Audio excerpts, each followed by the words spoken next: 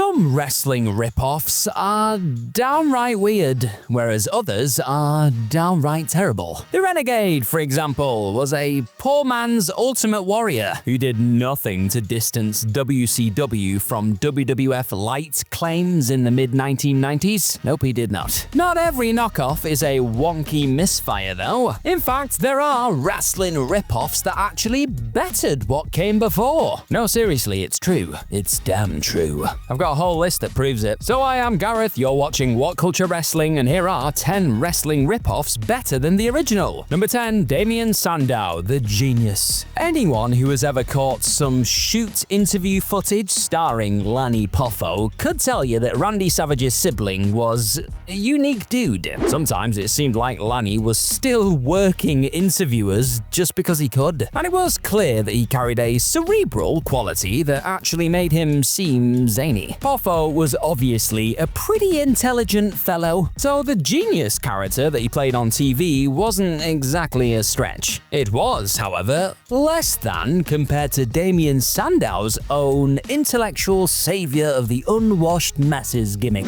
Sandow took the genius blueprint as his own in 2011, honed it in WWE Developmental, and then brought it to the main roster in 2012. He was verbose in vignettes and delighted in ridiculing those who followed standard pop culture rather than educating themselves like he had. Now sure, Sandow was a stereotypically snooty pro wrestling heel, but he rode the Genius 2.0 thing all the way to the top of the WWE cards. Or nearly to the top of the WWE cards. So Damian won Money in the Bank in 2013, and that seemed like his ticket to permanent main event status. Yeah, not quite. WWE bizarrely got cold feet on pushing Sandow, jobbed him out, and then he just tumbled back down the pecking order. Despite that setback, he definitely improved on the formula that Poffo had engineered with his poetical genius guys in the WWF's late 80s and early 90s. Fans actually treated Sandow like a major star until his own company harpooned the push. Aesthetically, Damian and Lanny even sort of looked the same, which gave his intellectual savior gimmick a pleasing retro air. What could have been, eh? Number 9, The Godfather, Flash Funk. Flash Funk danced his way to the ring. He seemed to be having the time of his life anytime he appeared on screen, and he did flashy moves aplenty during his matches. What wasn't to like here? Most kids watching on loved the dude. Then, after growing up a bit, those same fans were likely stunned to learn that Funk was actually supposed to be a pimp. Ah, the penny dropped. I mean, of course he was. It was there for all to see, but the loudest words went unspoken on the still family-friendly WWF. But things had changed come the advent of the Attitude Era later that same decade. The Godfather successfully pivoted from Nation of Domination heavy to standalone, fun-loving party animal, and the company were a little more forthcoming about his vocation, shall we say. Godfather referred to himself as a pimp daddy, and he was ridiculously over as a mid-card act. Funk had been flashier in ring, but he couldn't hold a candle to Godfather's connection with fans or his abilities on the live mic. Promos were laden with catchphrases a go-go, and fans gobbled that up before settling down for the match at hand. The Godfather was like Flash Funk without training wheels, really. Naturally, this was all risque, but that was commonplace during the peak of Attitude sensibilities. Godfather's popularity endured right into the PG days too, so much so that he was occasionally brought back as a Royal Rumble cameo artist. WWE did not shout loudly about what he did for a living once rating certificates changed though. PG era did not stand for Pimp Guy era, let's put it that way. Alright, speaking of Attitude Era mid-carders, I want to know right now, who is your favorite ever Attitude Era mid-carder? Yes, I know it's specific, but I want to know in the comments. Number 8, Charlie Haas, Big Show. No, nobody is suggesting that Charlie Haas was a wrestling giant who flipped between heel and babyface more times than people flip their pancakes on Shrove Tuesday. Haas did find fame by trading his functional technician role for something a little more off the wall in mid-2008, however, and that must have been at least partly inspired by Big Show's own impersonation-heavy gimmick from 2000. And if you weren't aware of this, oh boy, you in for a treat. Back then, Show dressed up as everyone from Hulk Hogan to Rikishi for comedy skits and matches. Ah, look at him. It was a riot. So it was surely only a matter of time before WWE would try it on again with somebody else. Haas was definitely the the least likely candidate, but he absolutely smashed the gig by working send-ups of JBL, Steve Austin, Carlito, Bret Hart, The Great Khali, and countless others. Charlie also achieved something that few thought he could. He actually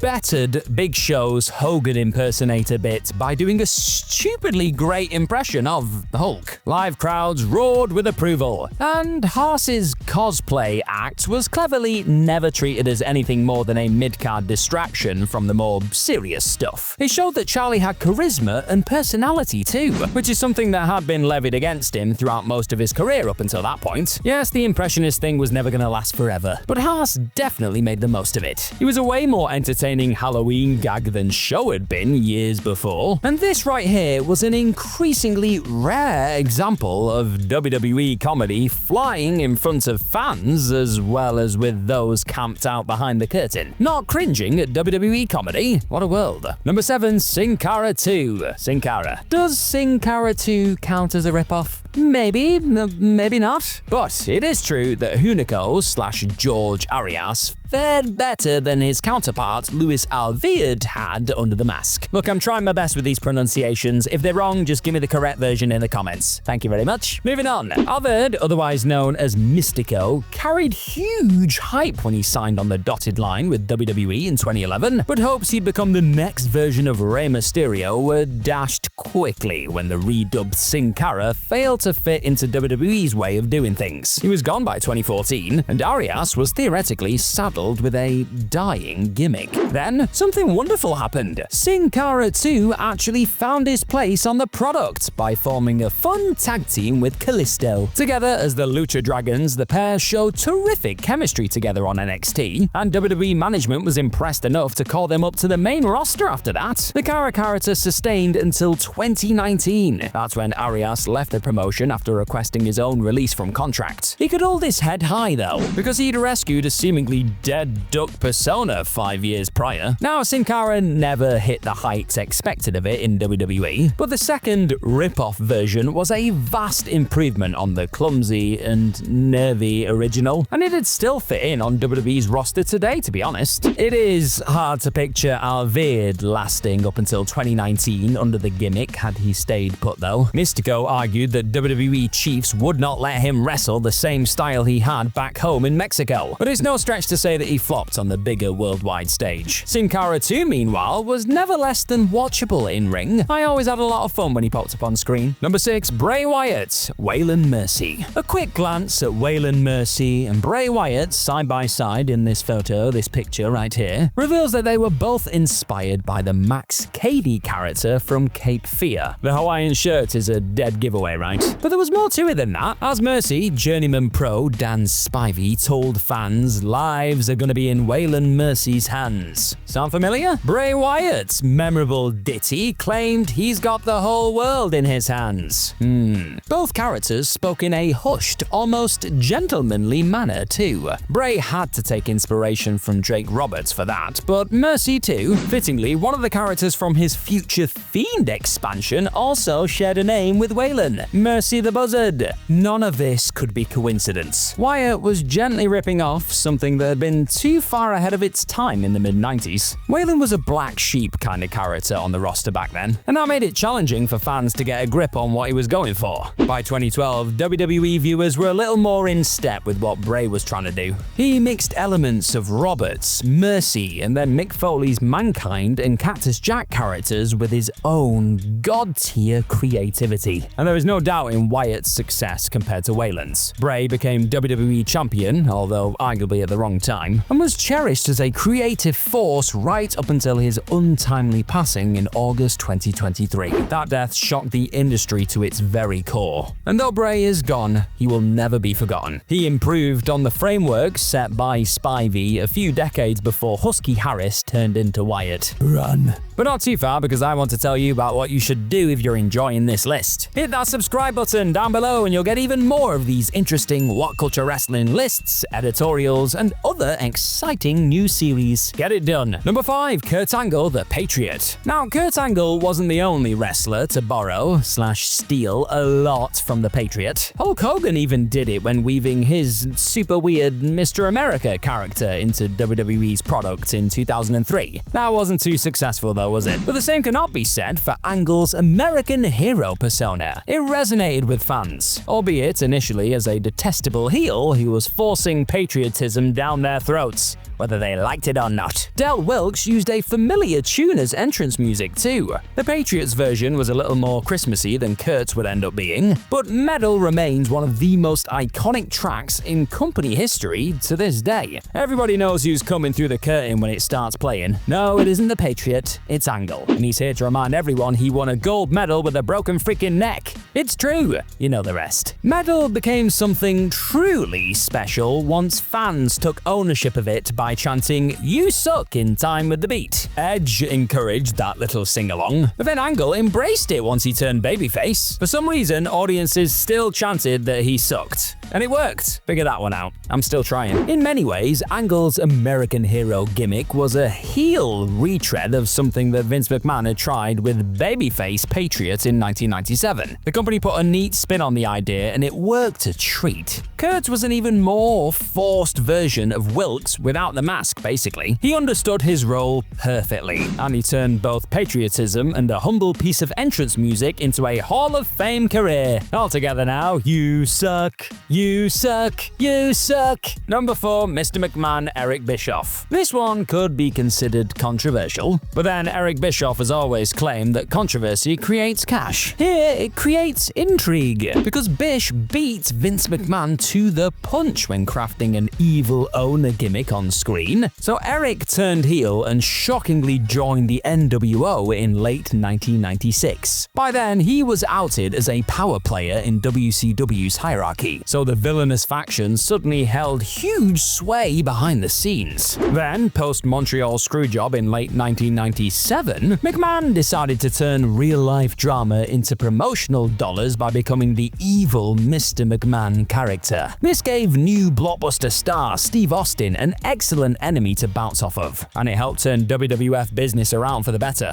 Now, it might have been accidental, but McMahon was ripping off something that Bischoff had already done over on WCW's side. He was pretty much the same evil boss who undermined heroes and went above and beyond to be a tyrant. This is a parallel that Eric has drawn before on his 83 Weeks podcast, but even he'd relent that Vince improved on the formula over time. Bischoff was great with a mic in his hand, sure, but McMahon was better. It's really as simple as that, folks. Vince perfected the evil owner/authority figure role, so much so that numerous names that followed the same path could not deliver the way that he had. It is rather interesting to imagine that Bischoff got there first before the WWF's brain trust did though. He knew that playing the smug, borderline untouchable boss would garner tremendous amounts of heat. And then McMahon came along and bettered it on the other channel. Must have been really hard for him too, playing an evil owner. Number 3, Goldust, Adrien Street. Now there was a splash of the adorable Adrian Adonis character about Goldust too, but Dustin Rhodes was surely inspired most by the work of UK wrestler Adrien Street. His flamboyant and androgynous gimmick was a smash hit in the 1970s and 80s. Of course, Street himself had lifted a lot from Gorgeous George when looking to turn heads and elicit strong heat from fans. That character set the blueprint for flamboyance in pro wrestling. Rhodes debuted the Goldust persona when he signed for the WWF in 1995. Not many knew what to make of it at first, and aspects of the heat generated do rank as a sad commentary on attitudes towards homosexuality. Eventually, the company downplayed that side of the gimmick by describing Goldust as more of a walking, talking shock artist who'd do anything to get attention and throw opponents off their game. Famously, Street had posed for photographs with his father and colleagues at an an old mine in Wales. The contrast between his garish colours, makeup, and image compared to their dirt-covered overalls and faces was striking. What's more, the look on their faces as Adrien did his best duck face for the cameras was something to behold. But Goldust upped the ante further. Yes, there were hiccups along the way, the artist formerly known as Days, for example, but Dustin managed to turn the character into an industry icon. He squeezed an impressive number of years out of something that easily could have been one note, or bombed because it was too elaborate. Goldie was in even more controversial streets, which is really saying something, and Rhodes is still going strong on AEW's roster today. The man just refuses to age. Number 2, Ric Flair, Nature Boy Buddy Rogers. Everything from Ric Flair's Figure 4 finish to the Nature Boy nickname and even the aloof poise when posing for promo pics was lifted from this man right here, Buddy Rogers. Flair had started using the Nature Boy moniker in the mid-1970s and then feuded with Rogers before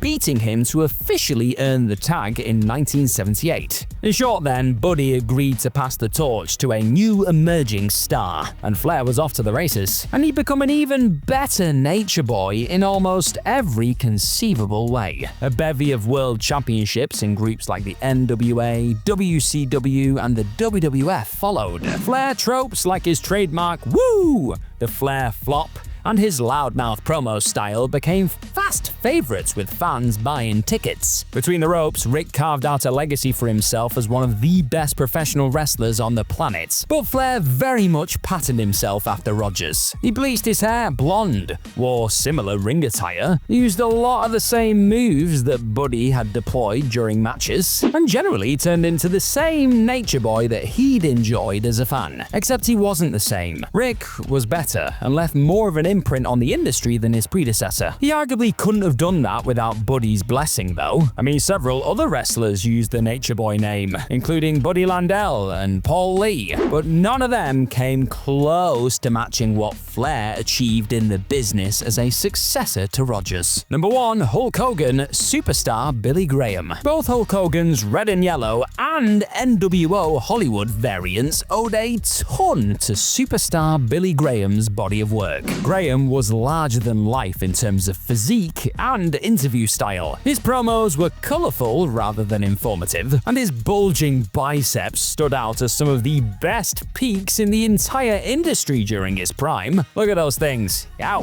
A young Hulkster was watching from afar, and he was taking mental notes, brother. Soon he'd claim Billy's throne as his own. Hogan's early heel work played Graham's hits, but that didn't stop just because he turned into the biggest babyface in the WWF throughout the 80s. When Hulkamania surfaced, so did many of the tropes that Hulk had watched Superstar perform. They were just tweaked to be more appealing rather than aggravating. Hulk's promo style was OTT and relied on grandiose promises laced with catchphrases over actual substance. And there's no denying that Hogan's physique was one of his main drawing powers. And later, once he'd gone rogue in WCW and formed the New World Order, Hollywood Hogan reeked of Graham's overt heel swagger too. If anything, he grew even closer to prime Superstar than he had during the Hulkamania days. Hogan reveled in the chance to do his best Billy, and he knew he could push the envelope a little more now he was a despicable villain on Nitro. He says everything for the range that Graham had that the Hulkster was able to work effectively the same gimmick whether babyface or heel. He got a lot of mileage out of this Superstar, didn't he? Have you enjoyed this What Culture Wrestling list? Then why not check out this other rip-off stuffed list by the name of 20 wrestling gimmicks that got weird rip-offs. Yep, it's gonna get strange, but you're gonna love it. Bye-bye.